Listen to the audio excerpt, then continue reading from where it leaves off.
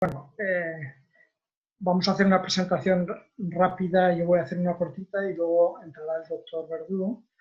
Entonces, queríamos hablar, yo fundamentalmente, el ayuno en infecciones respiratorias agudas, en relación a lo que estamos. Bueno, quería comenzar contándoos una anécdota que me ocurrió con nuestro presidente, el doctor Palafox.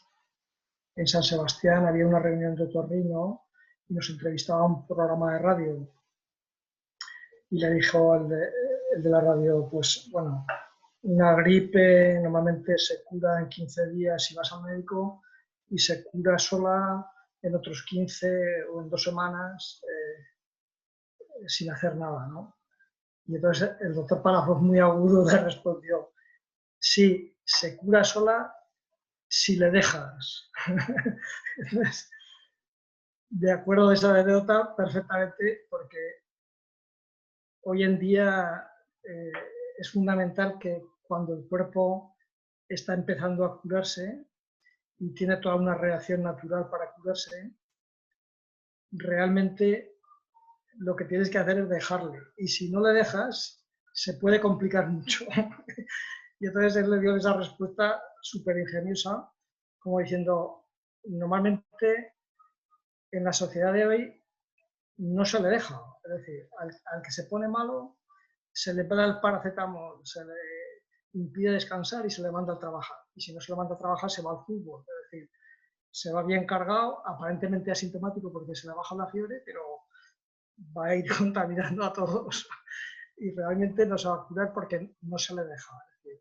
Es decir, se le recomienda medicación que no se le deja curar y realmente lo que le pide el cuerpo a veces, que es sostener la fiebre, estar en ayuno, hacer reposo en cama, pues no lo tiene metido en la mentalidad y no le deja curarse. Entonces, que dentro de las acciones que hace el cuerpo en una infección respiratoria aguda, una de las cosas que hace él a veces es perder el apetito y ponerse en anorexia, ¿no?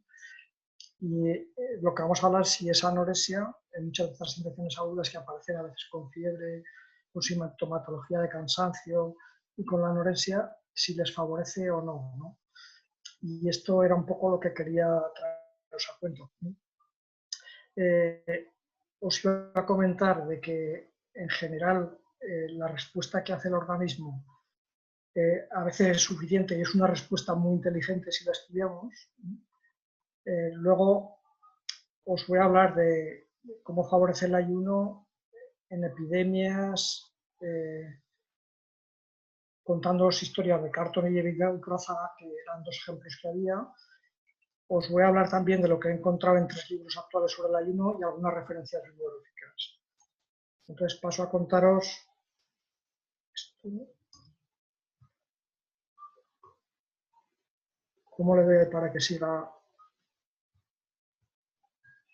la diapositiva? Esto.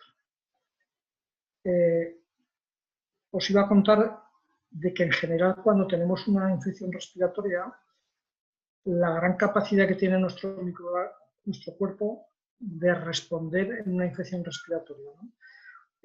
Os había hecho aquí un enlace porque veáis un poco también cómo, porque después os dejaré la diapositiva, a un artículo en el que explica la gran importancia que tiene toda la reacción corporal que tiene en la infección, de provocar la tos, el moco, como veremos ahora y tal, y una segunda parte en todas estas reacciones respiratorias, que sería primero poner unos mecanismos de defensa y luego una segunda parte poner en marcha los mecanismos de tolerancia que tiene el cuerpo a esa reacción inflamatoria, que también es muy importante para no quedarte con una infección crónica. Y en las dos va a intervenir favoreciendo el ayuno, ¿no? Entonces, que es importante tener en cuenta todas estas reacciones también por respetarlas y por saber que con el ayuno vamos a mejorar ambas, ¿no? En general, nuestro aparato respiratorio nos pone en contacto con el medio ambiente tiene mecanismos de regulación muy buenos para, sin ponernos malos, resolver problemas, pero a veces no lo resuelve solamente con los mecanismos habituales, sino que pone en marcha otras reacciones más fuertes, como serían la tos, el estornudo, las secreciones que vamos a ir viendo también ahora. Uno de los primeros reflejos más potentes que tiene para desencadenar la defensa es la tos. Entonces, aunque normalmente la vemos como algo desagradable, realmente es un mecanismo súper potente. Y realmente deberemos valorar que gracias a la tos hacemos un mecanismo de limpieza casi perfecto. Es difícil de imitar con otras cosas. Pues precisamente en la mayoría de las enfermedades respiratorias agudas, uno de los primeros tratamientos médicos que se pone en marcha, y si no es médico, es farmacéutico porque el paciente va y se lo compra en la farmacia solo, es buscar un antitusigeno.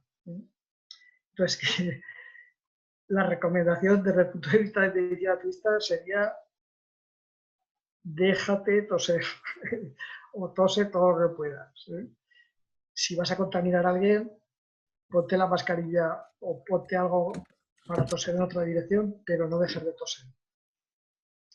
Bueno, se ha visto con estudios que muchas veces lo que sí que es la tos puede ser en un momento determinado demasiado molesta, y entonces para suavizarla o para hacer que sea más efectiva, lo más fácil es utilizar agua caliente y probablemente para que te sepa agradable, pues a veces un poquito de miel.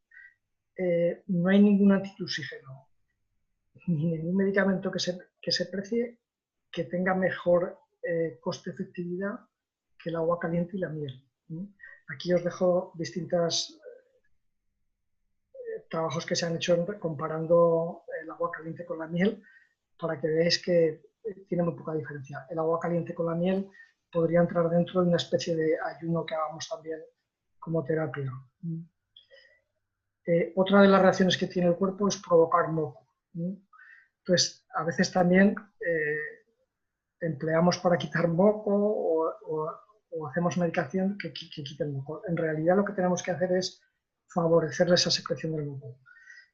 Una de las cosas que favorece la secreción del moco es tener aire de buena calidad y, por supuesto, no fumar o no emplear medicamentos que vuelven locos a los cilios y hacen que no se pueda expulsar el moco. Una de las cosas que peor o que evita esta expulsión del moco es el tabaco o tener un ambiente contaminado. Entonces, que eso habría que evitarlo.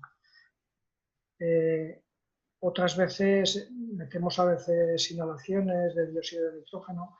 El ozono estaría aquí como que puede alterar a veces el transporte ciliar, entonces que habría que utilizarlo también con esa precaución.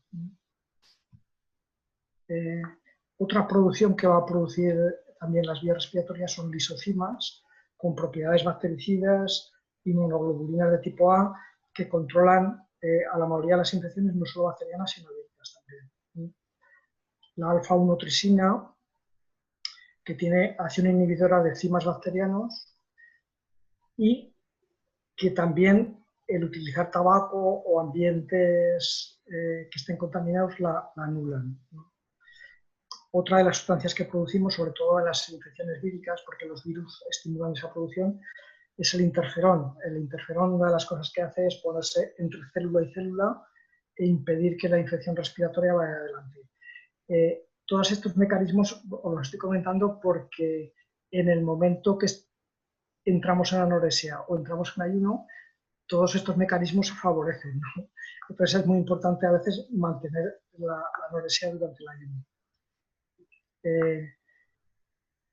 Entran en funcionamiento también todos los barrenderos respiratorios, que serían los monocitos y los macrófagos, que también los va a favorecer el ayuno y los va a anular el alcohol, el tabaco y a veces la producción de ozono, que nos va a dejar trabajar. Bueno, comentaros que a estos mecanismos, en general, la clínica que se une con mucha facilidad, sobre todo en enfermedades víricas, va a ser la fiebre y la pérdida de apetito.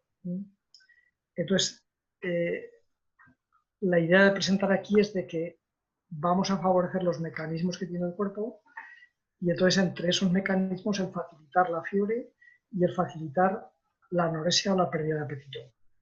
Ya veremos también que relativa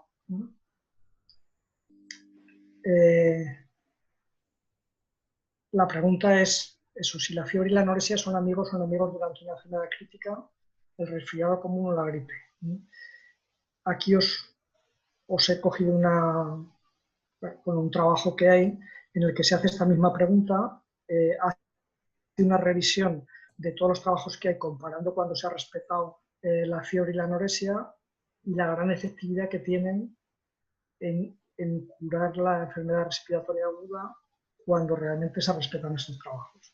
A pesar de que esto está bien descrito y bien publicado, pues realmente hay muy poca gente que lo sigue teniendo en cuenta. Importante ayunar cuando hay infección respiratoria.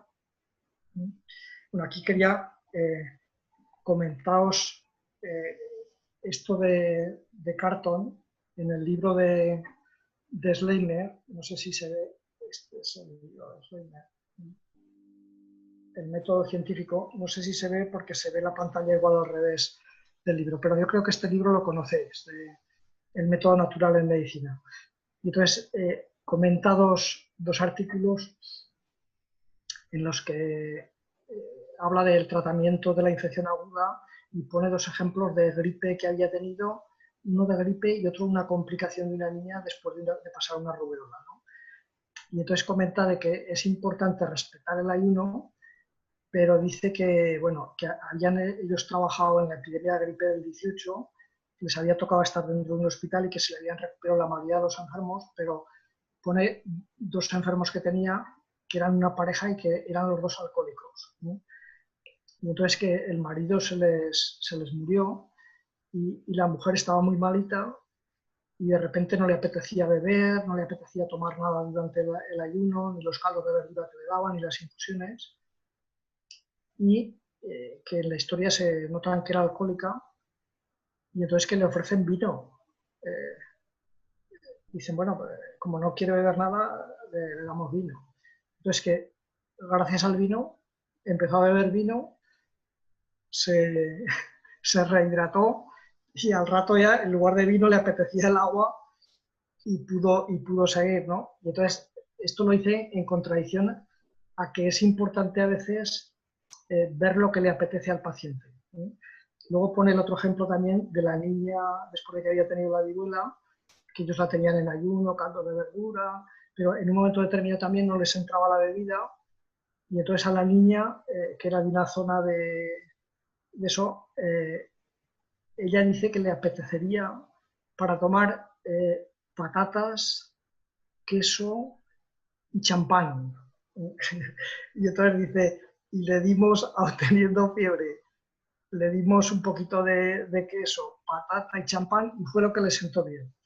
Siguió un poquito más con fiebre, pero luego empezó a tolerar todos los otros recursos. Es decir, que lo que a la niña le apetecía o lo que le apetecía al otro, a veces era también importante, ¿no?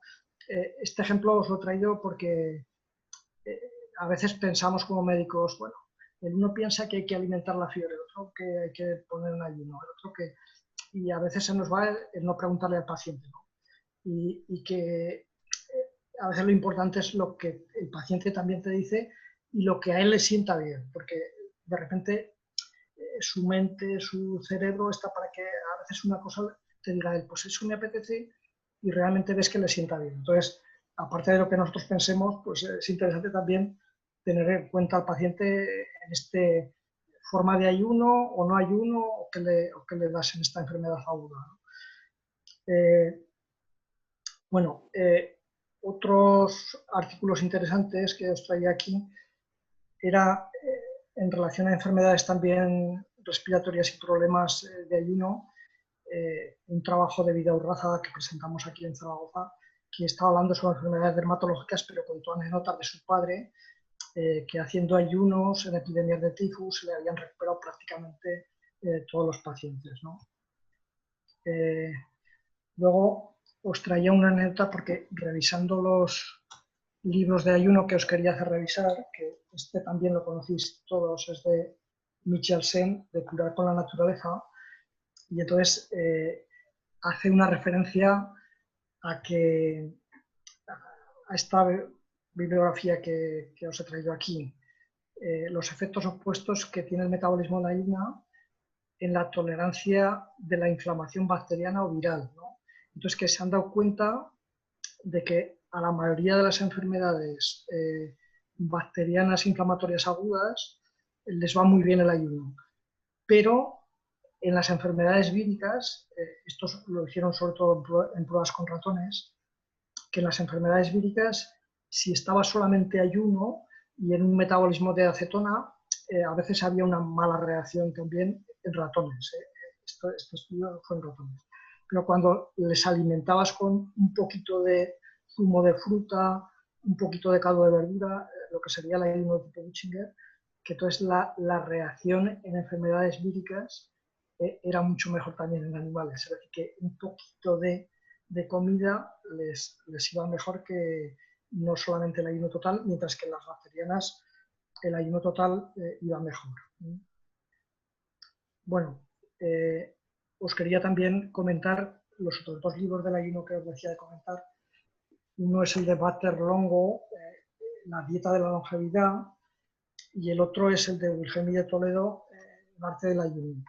En los dos no habla de enfermedades inflamatorias agudas, de enfermedades pulmonares inflamatorias agudas, pero sí que habla de la segunda parte que decíamos al principio que eran importantes, que había una parte de reacción primaria inmunológica de defensa y luego había otra parte de tolerancia, cómo se equilibra el sistema inmunológico de parte de la tolerancia.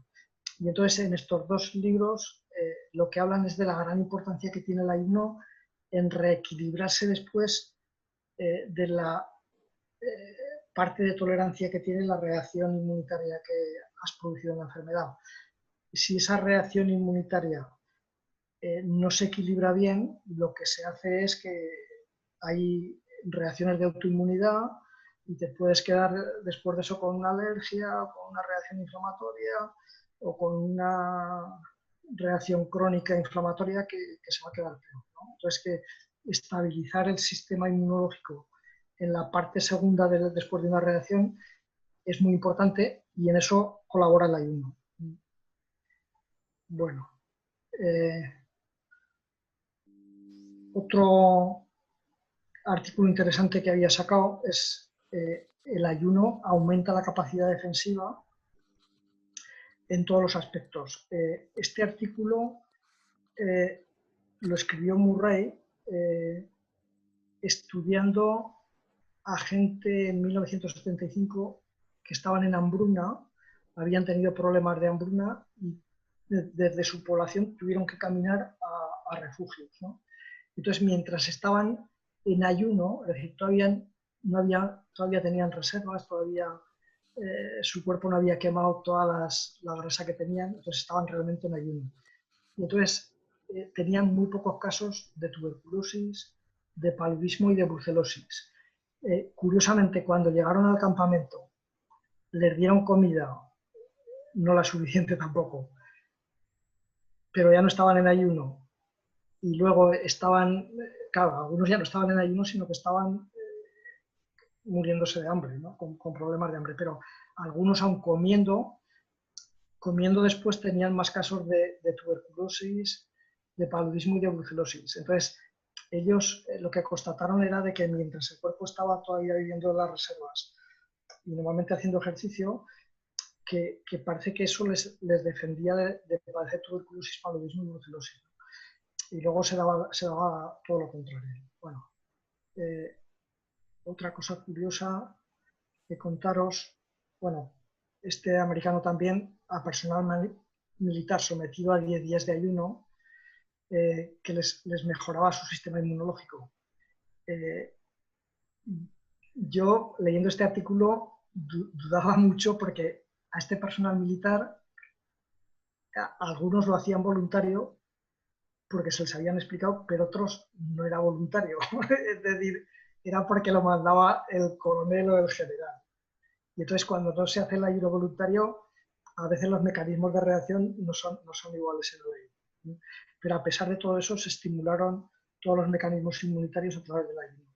Y luego hay otro artículo que os había sacado de Natura Medicatrix, es un estudio en obesos, y aprovecho para deciros de que la revista de Natura Medicatrix está toda en esta base de DIANet y que podéis bajar todos los textos que queráis de esa base. Ha salido aquí el artículo rápidamente. Ahora igual lo he sacado y luego no sé meterlo. Esperemos que no borre la pantalla. Bueno, sigo contando otra historia.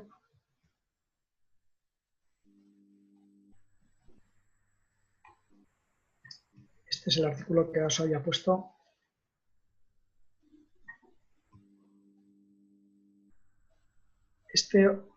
Hablando de que el sistema inmune tiene la capacidad de protección contra enfermedades infecciosas, con un repertorio enorme de reactivos, antigénicos, de identidad biológica, de todo lo que hemos llamado, y una segunda parte de la tolerancia inmune, que es lo que hemos contado también, y que sería interesante tener en cuenta porque el ayuno la va a mejorar. A ver. Bueno, ya quería finalizar con prácticamente cómo sería el ayuno que administramos o que normalmente yo recomiendo también dentro de enfermedades infecciosas agudas respiratorias, y que sería, aparte del reposo, pues beber abundantes líquidos, y en general dentro de los líquidos zumos de fruta, caldos de verdura, y aprovechar también alguna planta o infusiones que pueden ayudar dentro de problemas respiratorios. Es decir, que el tratamiento va a ser muy sencillo y normalmente sería un tratamiento de respeto prácticamente a la clínica que está teniendo o a las reacciones que está teniendo el enfermo. Y ninguna cosa más.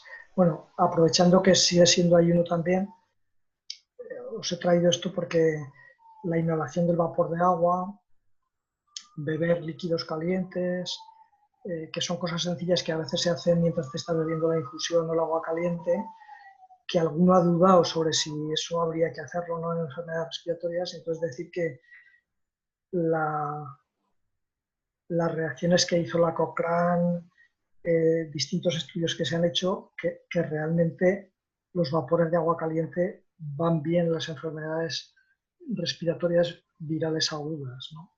Y hasta ahora lo que se ha demostrado es que van bien, no que compliquen el cuadro, sino de que realmente lo favorecen.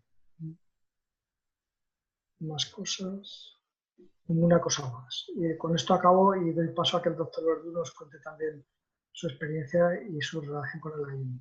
Si hay alguna pregunta después, nos comentáis. Gracias.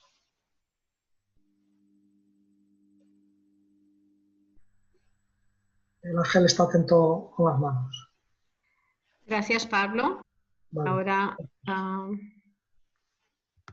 Francisco Verdú. Iniciamos el audio.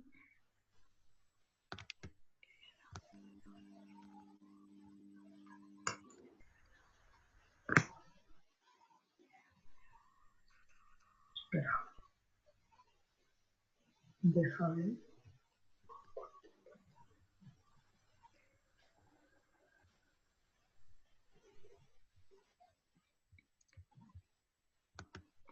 Tengo en la pantalla Ángel. No. Estás ahí muy pensativo con las manos.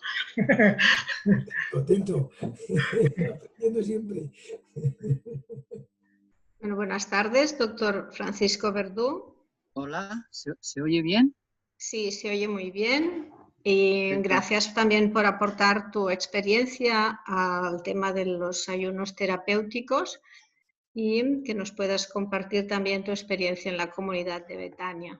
Gracias, Francisco. Vamos a ver si aparece el PowerPoint. Vamos a ver.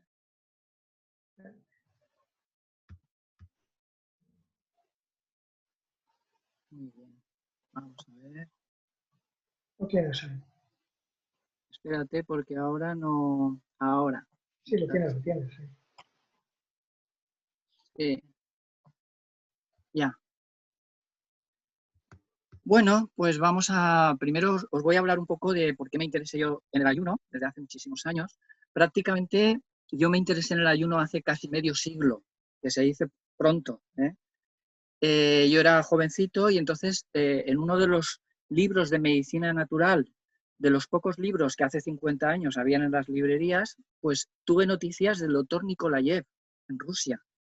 Y en ese libro ponía que había conseguido sanar a enfermos mentales con muy buenos resultados. Estaba en el Instituto Psiquiátrico de Moscú con 8.000 pacientes que había estudiado, en fin, se vio que era muy eficaz en las enfermedades mentales. Eso a mí me marcó mucho porque yo cuando era muy jovencito me interesaba mucho la psiquiatría, el mundo de la mente, la psicología, entonces eso me marcó bastante. En aquella época también leía Paramahansa Yogananda, la autobiografía de un yogi, y entonces ahí se citaba a Teresa Neumann, que había estado, parece ser, una santa austríaca, que había estado 20 años sin comer y sin beber, parece ser, solamente comulgaba. Es un caso muy estudiado, había un médico que la perseguía y al final se puso de parte de ella porque se vio que parece ser que era cierto. El doctor Álvaro Pascual Leone me confirmó que él tenía datos de que sí. La doctora Wilhelmine de Toledo también tuvo un dato directo de Buchinger, del propio Buchinger, diciendo lo que era un caso que él conoció y que parece ser que era cierto. Entonces, el caso de Teresa Neumann también, de joven, también me marcó mucho. Luego también, en el libro este, Autobiografía de un yogi, también se cita a Giribala, una hindú que estuvo 30 años también, parece ser, sin comer y sin beber.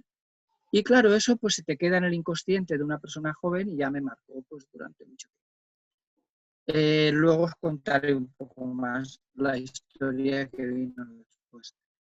Con respecto a los estudios de Rusia, es interesante que veáis el documental sobre el ayuno, que se titula así, de la cadena Arte, documental sobre el ayuno, donde pone los resultados del doctor Nikolayev, etc. De manera que no solo se dieron cuenta de que el ayuno favorecía las enfermedades mentales, sino también las enfermedades convencionales. O sea, era muy útil en la hipertensión, que eso lo he podido comprobar personalmente, en la artritis, patología bronquial, asma, etc., ¿no? Y los beneficios se mantenían. Al principio mejoraban un 60% de pacientes y a los 5 años casi el 50%. Es decir, que los beneficios eran a medio y largo plazo. Pero sobre todo también decían que eran, sobre todo los que mejoraban eran los que llevaban adecuadamente unas pautas higiénico-dietéticas. En esa época también se vio que el profesor Kokosov, que era neumólogo del Instituto Pavlov en San Petersburgo, también descubrió que esa acción antiinflamatoria del ayuno se debe a factores endocrinos donde están implicadas la adrenalina, noradrenalina, glucagón, cortisol, etc., ¿no? Y el doctor Osimin, también neumólogo, que atendió a más de 10.000 pacientes asmáticos sin problemas de ningún tipo durante un montón de años, pues se dio cuenta de que parece ser que las células de la mucosa del pulmón, que en los enfermos bronquiales estaban llenas de histamina, a raíz de 12 días de ayuno desaparece la histamina. Entonces, lo que provoca los espasmos bronquiales y todo eso, que parece que es la histamina, pues con el ayuno prácticamente desaparece, ¿no?, a nivel celular. Estos son algunos de los resultados que se desprenden de las investigaciones de los rusos, ¿no? De manera que eso es lo que a mí me marcó mucho. Recién acabada la carrera, hace más de 30 años, o hace unos 30 años aproximadamente, conecté con los hermanos San Juan de Dios, con los hermanos Eladio y Alberto, y entonces ellos ya dijeron que en el año 1986 realizaron el primer ayuno en Buñuel, en Pamplona, junto a Carmelo Vizcarra y Almudena, de Castellón, de los Madroños.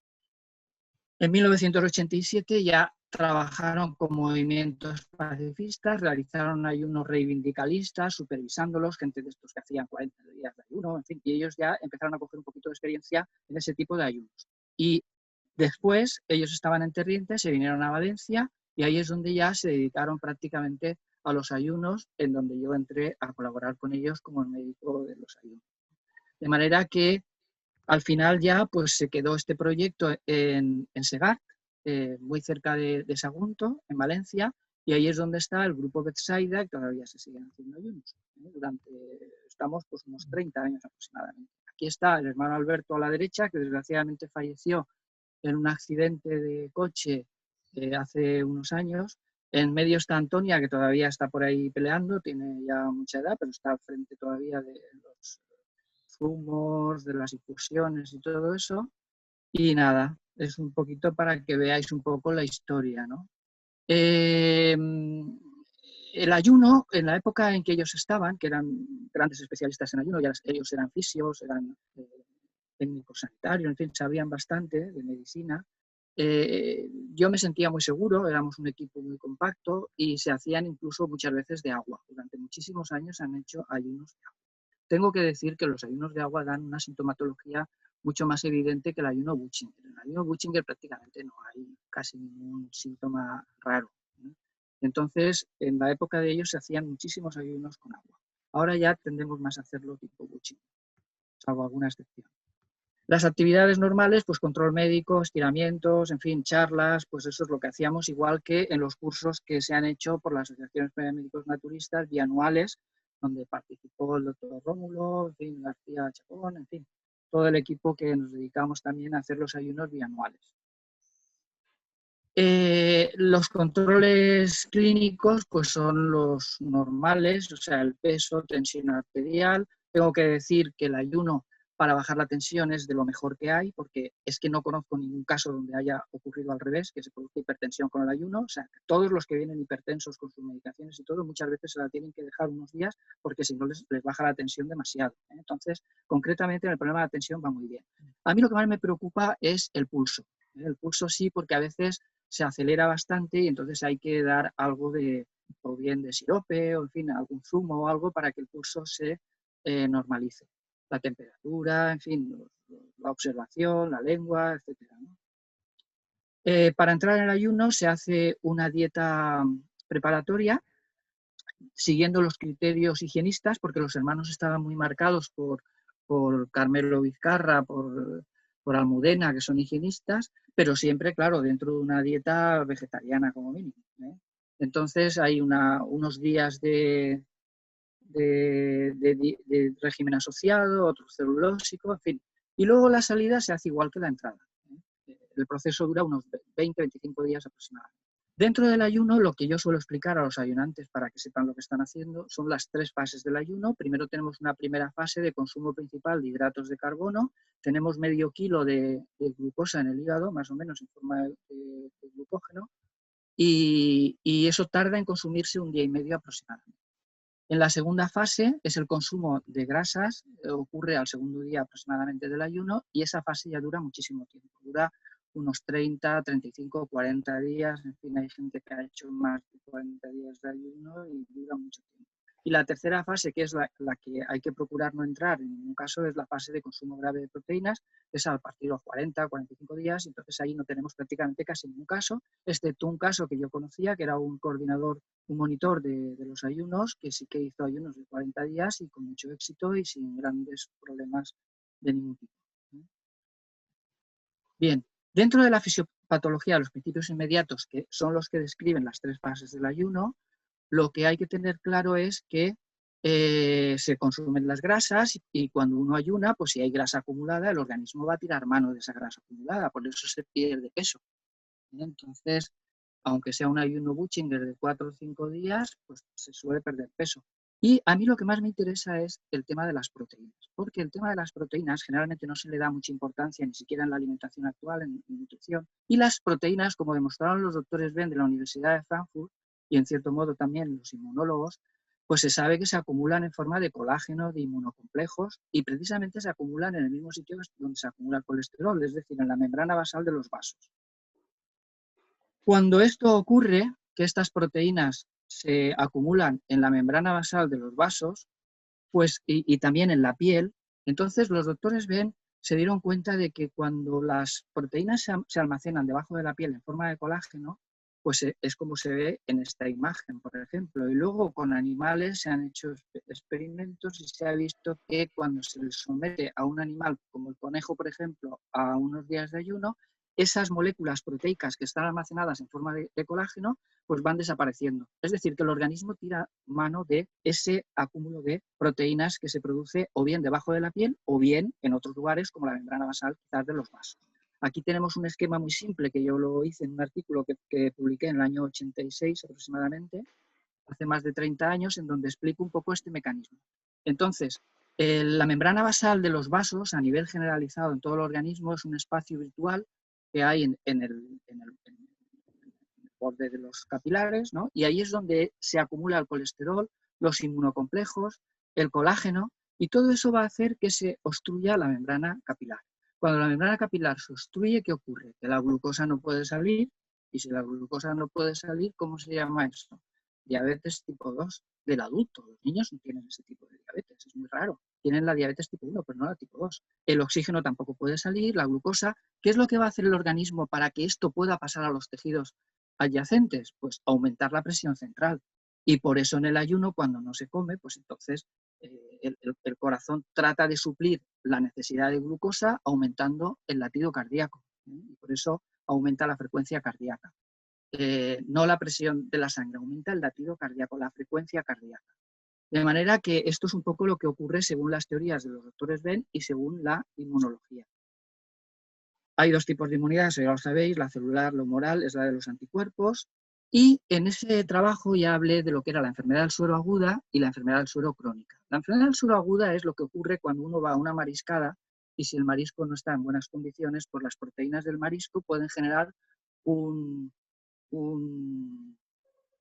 una reacción alérgica generalizada, ¿no?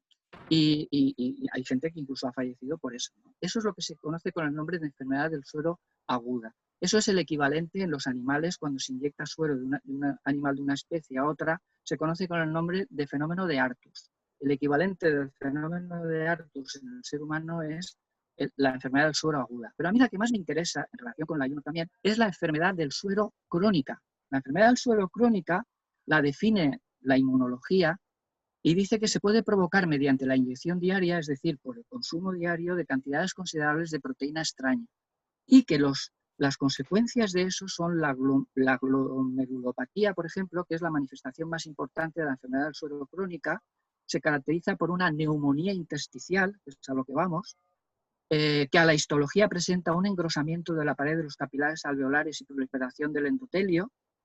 Por inmunofluorescencia se evidencian depósitos de antígeno, anticuerpo y complemento generalmente endomembranosos. Cuando la enfermedad pulmonar es muy severa, con proliferación celular muy marcada, se pueden observar depósitos extramembranosos, así como intersticiales. Todos estos depósitos son característicos constantemente granulosos y difusos. Es decir, que esta enfermedad es generalizada. Esas proteínas están acumuladas en todo el árbol vascular. ¿Qué ocurre cuando cuando hay un ataque vírico, por ejemplo, al glomérulo, ¿no? Por ejemplo, este tipo de problemas afecta al glomérulo. Entonces se dificulta el filtrado de la sangre para producir la orina y vienen las glomerulonefritis y las insuficiencias renales. Pero lo que más nos ocupa es, en este caso de los virus respiratorios, es el árbol respiratorio. Entonces, en el árbol respiratorio, cada alvéolo tiene su capilar correspondiente con su membrana basal y esa membrana basal en las personas ya mayores pues está más obstruida con ese colágeno, con esos inmunocomplejos. Si fuman encima se complica más todavía. ¿Qué pasa? Pues que el intercambio alvéolo capilar pues no se produce. O sea, el oxígeno no puede entrar con facilidad al capilar y el CO2 no puede salir con facilidad del capilar al alvéolo. Todo eso se complica en el caso de las enfermedades víricas y concretamente en el COVID. Y aquí se ve mejor y entonces hemos visto que parece ser que los últimos diagnósticos que se han hecho del COVID es que afecta a la circulación, es decir, se produce una especie de microcoagulación que va a dificultar el intercambio alvéolo capilar. Nuestros colegas que han investigado esto lo explican así, o sea, se ve cómo se dificulta el intercambio alvéolo capilar y por eso en las personas mayores esto se da con mucha más problemática que en los niños, porque los niños no tienen todavía esas membranas basales ocupadas por ese colágeno, ese colesterol, etc. Es decir, que la mayoría de enfermedades dependen del árbol vascular. Y se puede llegar, en el caso del COVID, estas son imágenes del COVID, a un síndrome agudo de distrés respiratorio. Yo con lo que tengo muchísima experiencia es con los virus, con los coronavirus normales. Con los coronavirus normales yo tengo mucha experiencia porque yo actualmente utilizo más el ayuno para tratarme un principio de resfriado. Entonces ahí sí que puedo decir que el ayuno es fenomenal. O sea, yo me quito los constipados. Yo ahora tengo síntomas, por ejemplo, de resfriado, dejo de comer y yo mañana estoy prácticamente bien. ¿Qué me puede durar? Un día más, medio día más, pero en día o día y medio está totalmente solucionado el problema para los coronavirus normales. Ahora, si esto es otro tipo de coronavirus, donde pues, hay un trozo de VIH, etcétera, en fin, toda la problemática que sabemos, ahí ya no tengo experiencia porque sabemos que esto es un tema muy reciente. Pero con los coronavirus normales, el ayuno es mano de santo. Es que es increíble cómo se soluciona. Este problema vascular también se da en las microbicidades intestinales, el mismo problema, dando lugar a todos los problemas de mala absorción digestivos.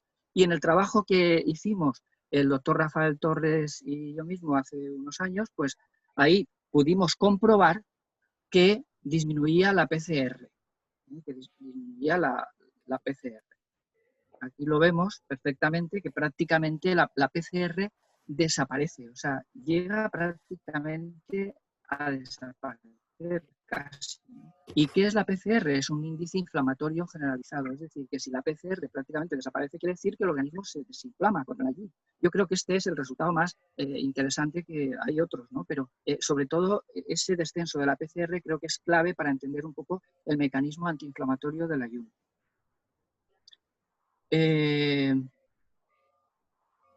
Todo lo que he explicado antes pues está más o menos explicado en esta diapositiva.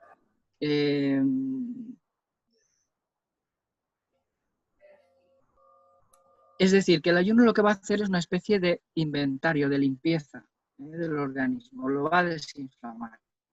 El doctor Rojas Hidalgo también dice que se puede producir, que era médico de la Clínica Puerta de Hierro de Madrid, un nutricionista, también se puede producir hipotensión ortostática, sí que es verdad que se puede producir porque baja mucho la tensión, y alguna pequeña crisis de gota también se podría producir. Los síntomas en el COVID ya lo sabéis, fiebre, fatiga, tos seca, disnea, dificultad, casi todos son síntomas respiratorios. El fallo renal también, que encaja con lo que he explicado antes, y los coronavirus normales pues son estos que veis aquí, el 229E, el NL63, el OC43, el HK1, en fin, estos son los normales. Pero luego está el MERS-CoV, el SARS-CoV, el 219-CoV, o sea, eso yo ahí ya pues mucha experiencia, la verdad es que no tenemos, pero por los coronavirus normales el ayuno es fabuloso. Aquí nuestros colegas nos explican perfectamente cómo los anticuerpos actúan a ese nivel, producen unas vasculitis, en el caso concreto del coronavirus del COVID, y entonces lo explican. Claro, si esa membrana basal del capilar está, ahí, ¿veis? Ahí pone lugar de depósito de inmunocomplejos. Es que van ahí los inmunocomplejos, interfieren con el virus. Entonces, se complica todo en las personas más mayores porque esa membrana basal está más deteriorada. Actúa también a nivel vascular, muscular, por eso hay síntomas musculares también. Y todas estas problemas de proteínas que se producen en la membrana basal de los vasos dan lugar seguramente a lo que los inmunólogos llaman las colagenosis. Son más de 300 enfermedades. Y ahí hay un saco tremendo de enfermedades, como estas que veis aquí, la enfermedad de Crohn, la colitis ulcerosa, miastenia gravis, fibromialgia, es decir, un montón de enfermedades. Y ya para ir terminando, solamente deciros que me parece también muy interesante, y además ha sido objeto de 2 premios Nobel, el tema de los lisosomas. Es decir, lo que va a ocurrir cuando se ayuna, y por eso se han dado ya dos premios Nobel por las investigaciones en el ayuno, cuando se ayuna lo que va a actuar son los lisosomas, esos orgánulos que tienen esas enzimas digestivas dentro de ellos, y lo que va a ocurrir es que el ayuno va a hacer que en esos lisosomas que podemos ver aquí, ¿veis ahí? Está lleno de basura celular, digamos, pues lo que va a ocurrir es lo siguiente. Es decir, al lisosoma van a llegar partículas de comida, tejidos dañados, virus, bacterias, proteínas de desecho, inmunocomplejos. Y eso se destruye y se reutiliza. Es decir, que podemos hasta reutilizar los propios virus a partir del ayuno, o sea, para luego formar otras moléculas necesarias para el organismo. Se sabe que consumimos unos 70 gramos de proteínas al día en la dieta normal y utilizamos de 200 a 280 gramos de proteínas al día, no salen las cuentas. Es decir, que el organismo diariamente está reutilizando proteínas que conforman nuestra estructura, ¿eh? De manera que esto hay que tenerlo en cuenta. Si la autofagia no funciona bien, eso da lugar a la diabetes tipo 2, Parkinson, tumores, enfermedades por la edad. Si la autofagia funciona bien, se reduce la inflamación, la presión sanguínea, el estrés oxidativo, enfermedades cardiovasculares, problemas neurológicos, diabetes, etc. Es decir, que el fenómeno de la autofagia creo que es clave para entender un poco también los beneficios del ayuno. El ayuno también y el ejercicio ayudan a evitar el acortamiento de los telómeros, que sabéis que es fundamental. Ahora que hay tanta obsesión con la longevidad y todo eso, pues también el ayuno y el ejercicio parece ser que ayudan a evitar el acortamiento de los telómeros. Eso es importantísimo. Y un estudio que se hizo en la Comunidad Valenciana sobre el VIH, pues también se resaltó en este trabajo la importancia que tiene la microbiota intestinal para prevenir estas enfermedades. Entonces eso también es muy interesante, sobre todo si es cierto que el COVID tiene un fragmento de VIH, porque si esto funciona para el VIH normal y la microflora bacteriana es tan importante para prevenir o mejorar los síntomas del VIH, pues también la microflora bacteriana va a ser fundamental para tratar el COVID. Es decir, que la flora bacteriana va a ser fundamental también, una adecuada flora bacteriana. Yo he hecho un montón de viajes por el mundo y me he traído bacterias de casi todos los lugares que he ido, del Tíbet, de la India, en fin, de un montón de sitios, porque la flora bacteriana natural creo que es la mejor, no la que está patentada, sino la mejor, la natural, la de los yaks en las montañas del Tíbet. Esas son las mejores floras bacterianas que hay. Y luego las he utilizado para hacer yogures de soja, por ejemplo.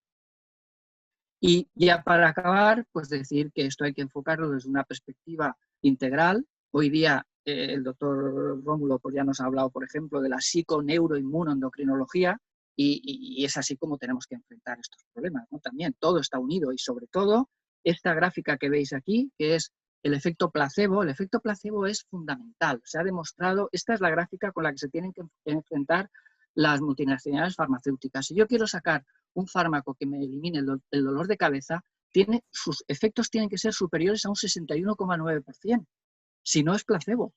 Entonces, el efecto placebo es fundamental. Esto está sacado de un libro de farmacología, no de un libro de naturismo, de ningún naturópata ni nada. Esto está sacado de un libro de farmacología. Los dolores reumáticos, por ejemplo, mejoran casi un 50% con el efecto placebo.